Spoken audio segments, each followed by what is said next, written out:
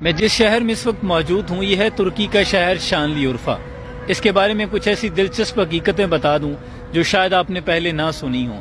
اس وقت جس مقام پہ کھڑا ہوں میرے پیچھے ہے مقام صبر ایوب، جس غار میں حضرت ایوب علیہ السلام نے ایک طویل مدت قیام کیا بیماری کی حالت میں، اور یہ شہر سیریا کا علاقہ ہوا کرتا تھا۔ بعد میں ترکوں نے جب اسے فتح کر لیا تو پھر ترکوں کی ملکیت بن گیا، یعنی پہلے شام کا علاقہ تھا۔ یہی وہ مقام ہے جہاں نمرود نے حضرت ابراہیم علیہ السلام کے لیے ایک آگ جلائی، منجنیق بنائی اور آپ کو پھینکا، لیکن اللہ کے حکم سے وہ ٹھنڈی کر دی گئی۔